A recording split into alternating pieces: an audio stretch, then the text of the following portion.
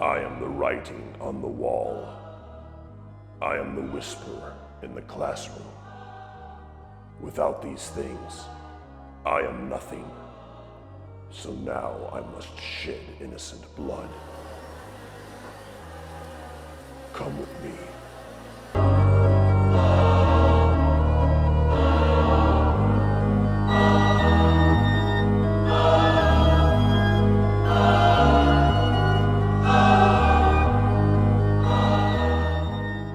So Candyman tells the story of a college student chasing down the truth of the urban legend of Candyman in Cabrini Green in Chicago, and as she starts to prove things wrong and cast doubt in the society of the legend of Candyman, the real Candyman comes back to spread fear once again. What's going on, everybody? Well, welcome to another Scream Stream review. So for those of you guys that are unfamiliar, I'm a part of Scream Stream over on DrumDums channel. It's me, Lee from DrumDums, of course, CP from Willie Screedia, formerly Will I Like It Reviews, Brian Lomax from Brian Lomax Movie Talk, and Lindsay from Mother Mayhem.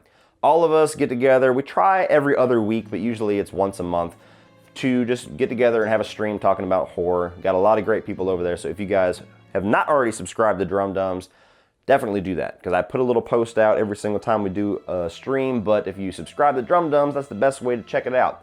Anyway, with all that out of the way, we decided, like we did with the 31 and the 31st, to do another group video. And since Candyman was getting released on Scream Factory, and a couple of us, well, actually just me watching it for the first time, a couple of us rewatching it for the first time in years, and one of us highly praising it as being better than John Carpenter's Halloween, we decided, since all of us are probably going to have various thoughts on this film, to all do a group review again. So the second that this review is dropped, at least one or two other reviews by these guys have been dropped, and there's going to be one or two dropped afterwards, so we're going to stagger it a little bit. So after you are done watching this video, the links will all be down in the description. Go and check out the reviews for all of the other Scream Stream maniacs and see what all of our thoughts as a group are on this classic horror film from the 90s, Candyman. Now with that out of the way, yes, you did hear me correctly. This is the first time that I've ever seen this movie. As weird as it is, I grew up in the 90s and I kind of skipped over the entire 90s era of horror films. Aside from Scream and I Know What You Did Last Summer, I basically skipped everything else. Never seen Candyman before, never seen any of the Wishmaster films before, stuff like that. I just kind of skipped over it. For whatever reason, I was living in the 80s, and then whenever I got old enough, I was in the now in the 2000s. So shame on me for never seeing Candyman before, because this movie is fucking awesome. Funny enough, I've actually watched it twice before doing this review in 1 week, because the first time that I watched it, I went in with the expectation this was going to be your typical slasher from the 90s. It's going to be a slasher with Tony Todd carrying around a hook, cutting people in half. That's not what this film is at all. And upon watching it for the first time, I wasn't disappointed, but I was definitely taken aback by what this film is actually doing and actually trying to say. So when I watched it a second time, having known what this movie is actually going to be, and I started to see everything underneath the surface and everything that it was going for, everything that it was saying in each individual scene with each character, what it was building to for that third act and that ending, I loved it. This is such a unique horror film that it's almost an insult to call it a slasher. And don't get me wrong, I love slashers, but this movie just feels like it's going for so much more than just blood and guts on screen. But as far as the positives of Candyman, why I am now holding it in such high regard and why it is now going to be an absolute yearly watch probably for me, and I'm curious enough to check out the next two, which unfortunately I've heard are not very good. One of the main positives I'm going to give for Candyman is the script and the writing with this. For all the reasons that I just said, this movie is not just out here to give us a new horror icon and somebody else that can cut teenagers up on the streets of Chicago. This is going for a lot more. This is diving into urban legends. It's diving into how these legends can spread fear throughout a community and how that community can keep that fear alive through their own telling of these stories and assigning crimes and horrific things around the community to that legend because there's no other explanation for it, and they just almost want it to be real as much as they don't want it to be real. And even how the main character, Helen, she's so hell-bent and so fixated on investigating every little tiny detail about these urban legends and basically debunking them for her thesis paper, that she's got blinders on to all of the realities of these legends, as well as the realities of the horrors going on in the world around her, all the way to the horrors going on in her own home in her own marriage. She is so fixated on getting rid of all of the bad aspects of the stories that everybody tells her and believing in the most basic form of truth, that all of the real horrors of the world, including the ones that her and other people that aren't a part of the community refuse to look at, they just escape her. She doesn't see any of them. And throughout the runtime, as Candyman starts to kind of corrupt her a little bit and fuck with her life, this changes completely. I think we should call the hospital. Okay. Go on. Go on. Is that what you want to do? Call them. And she's a character that you get invested in. She's a character that you actually care about, that you want to win, that you want to overcome all of this horror going on, overcome all the false accusations that everybody's throwing at her because Candyman's just leaving her in pools of blood. You want her to get back at her husband and throw the little young college bitch out the fucking door on her head. You want all these things to happen because Virginia Madsen and this character of Helen is just so captivating with the way that she feels like this real world person that's going through and trying to debunk these not real world stories. And all the while, it just starts to corrupt everything that she thought was real around her. You're along for the ride with her, and you want her to survive. That's more than you can say for a lot of main characters in most horror films, especially in the slasher genre. Now let's talk about Tony Todd. There is an easily discoverable reason after watching Candyman why this guy, after this film, instantly became a horror icon. The actor and the character of Candyman. Candyman. She turned out the lights. And it's in his presence. And that's all you need for the character of Candyman because it's an urban legend. It's supposed to be about the presence. It's not supposed to be this huge, imposing, physical threat like Jason Voorhees. It's not supposed to be somebody that's fucking you up with their personality and their humor and their, sick twistedness like Freddy Krueger or Chucky. This is a character where him just standing 100 feet away in a parking garage with his hands behind his back and looking up like this, and this tall, cloaked figure is imposing enough. More imposing than those other characters in some respects. And the voice, Tony Todd's voice is like a gift from hell to the horror genre.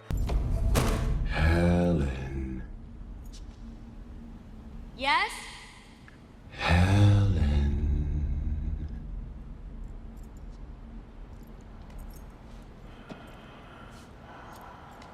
Who is that? Who is that? Helen, I came for you. This guy, and I don't know if there was a lot of digital editing going on in this movie to add so much presence and depth and reverb to his voice, or if that's something that he can just do with his own vocal cords. But that guy speaking, like the first time you hear him speak, whenever he goes and finds Helen in that parking garage, and you just hear, Helen, that shit is awesome. That right there, instant icon for Tony Todd. And that dude, there can be no other person that can do that kind of a voice. I mean, I've seen things like The Flash Season 2, where all you have to do is throw Tony Todd's voice on a blank speedster villain. Instantly scarier than any other villain they've had on that show just because of the voice. That is power. And the lines that they wrote for Tony Todd make it all the sweeter. I mean, it's just so proper and charming and fucked up and sadistic, all wrapped up in one nice little package. I mean, it's just so crazy, some of the stuff that comes out of his mouth, where you're kind of captivated by it and you want to hear more, but it's chilling down to the bone what he is actually saying. What do the good know, except what the bad teach them by their excesses? Murderer. Allow me at least to kiss. Just one exquisite kiss. Now, moving on from our main two characters, there is a lot of great atmosphere in this movie. It really does a good job at making the city of Chicago, or at least this Cabrini Green section, which is kind of the derelict, poor section of Chicago, almost feeling like a Gothic era movie, like with castles and columns and all that good shit, only it's the Chicago landscape, it's buildings, it's decrepit warehouses, it's bathrooms filled with graffiti and you know, words written with shit. Things like that is like this new age, modern, gothic era tale, which totally adds to the tone of Candyman and the whole urban legend aspect that goes along with his character. So awesome in the way that they filmed that. And it has so much presence and so much atmosphere because of how well it fits with the tone of the movie, with the story, with the backstory of Candyman and where he came from, as well as the music. I mean, it all just kind of comes together and makes Candyman an experience. And the camera work adds to all of that as well. There's a lot of kind of bird's eye shots looking down at the city, but there's also a lot of shots where they just have like one of the most iconic shots in this movie as far as I'm concerned, wherever she's looking through the abandoned apartment buildings and everything, and she pulls out the medicine chest and walks through the hole, and on the other side of the hole is this graffiti painting of Candyman's face with his mouth wide open, and she's coming out of his mouth where the camera's just fixated on it in this long, wide open shot. Stuff like that totally adds to what they're going for. I mean, you could have just shown her come out and have the camera pan back and show the full picture of what was going on behind her, but just the camera being fixated and showing her slowly be this small image coming out of this dude's mouth, way more effective. Added in with all the shit I just listed, the music, the atmosphere, the geography of the Cabrini Green version of Chicago, all that mixed together with this camera work just adds to the version of horror that they're going for with Candyman and gives Candyman its own signature look, its own signature tone, its own signature feel, which again is something that could be said for very few slashers out there, especially in the 90s. In the time when everything felt like Scream, you got a diamond in the rough like Candyman that is out to say something totally different and succeeds on every level.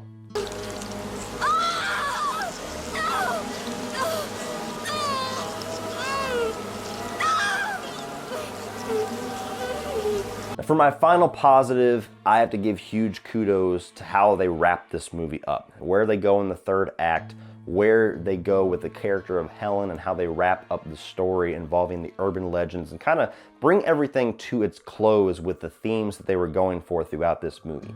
First of all, once you start getting introduced to Candyman and he's just cutting up people left and right trying to frame her for murders, all that throughout the second act of this movie is awesome because you have no idea where it's going. Is he trying to frame her to fuck her over because she kind of was casting doubt on his legend?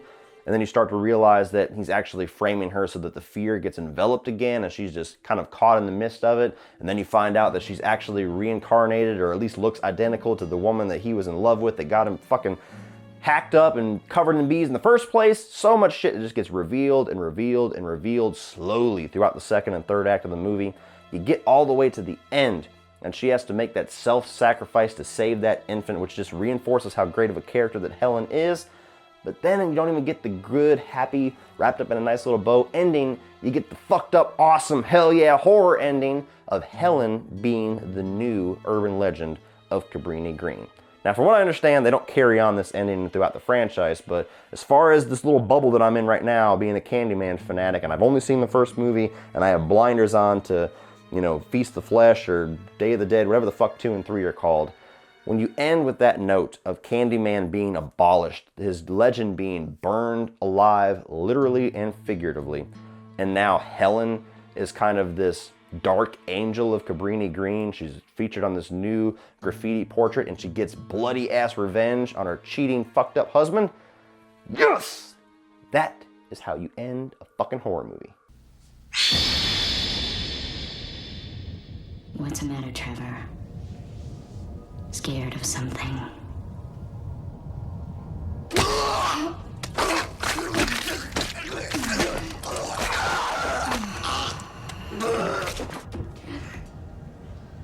My God, Trevor? Trevor? Trevor? You go for the darkness, you go for the gore, you go for the fucked up ending, you pull the rug out from under your audience, you add something else, a new, different shade to the character that you're going for, and you wrap up all of the themes and all of the plot threads that you have been hinting at and leading at from the first frame all the way to the end. That is good script writing, and that is a good-ass ending for a damn good horror movie. Now, as far as negatives, as much as I love everything that I just went at length talking about, I do have a pet peeve that this movie unfortunately gets on my nerves with. And that is the cliche reveal of somebody seeing a hand-drawn picture or a portrait or a painting of somebody in the past that they're supposed to look like, that doesn't look anything like them.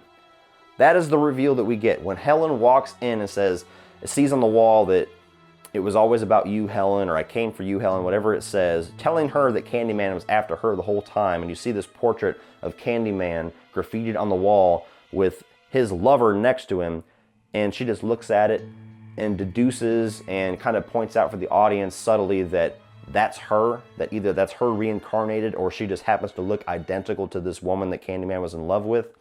That just doesn't work for me. I don't like it when a movie does that with this portrait that looks nothing. Nobody would ever make that connection. In real life, yes, it's a horror movie, but it's in reality to a degree. It's grounded to a degree as far as this character.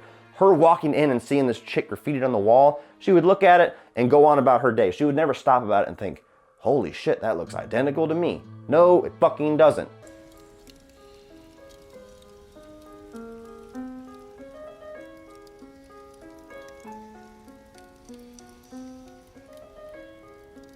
It was always you, Helen. It was always you. So that's a pet peeve of mine that's in quite a few movies.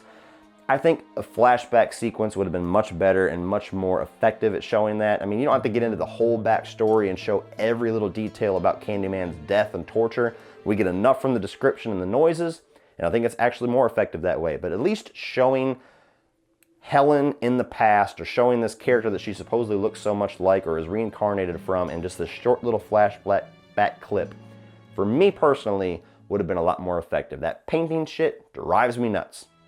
Pet peeve, but it's a negative. But all in all, guys, this is a horror film that I love now. I'm not gonna go as far as to say it's better than Halloween. Sorry, Brian Lomax. But it's definitely a horror film that, as many people love it, I actually feel like it doesn't get enough credit for how good it is. Especially the script and all the story threads that go throughout this whole movie. Love that shit. Love the ending. Tony Todd as Candyman. God, that voice is awesome. Everything about this movie, with the exception of that little pet peeve that annoys the fuck out of me, huge praises for. So if you're a poor bastard like me that has never seen Candyman in your life, no better time than now to check it out.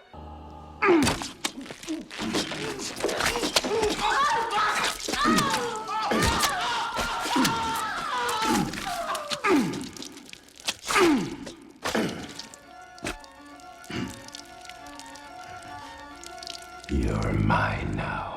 So if you have not seen Candyman, or if you're a fan of this movie and you know everything that I just told you and you've known your entire life and you're like, where the fuck have you been, Cody? Definitely get your ass out there and pick up the Scream Factory release, because it's the shit. Go out and buy it.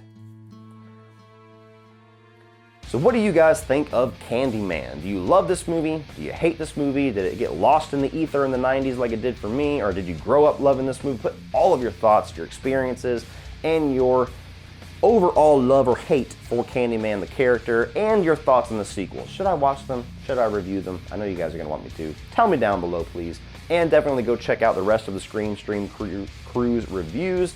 I don't have a schedule for you because I'm filming this in advance, but there should be a couple of them already up you can check out if you're watching this live as it debuts, and there should be one or two more later on in the day, unless I pull the short straw and I'm the last one. In that case, you can go check out all of them.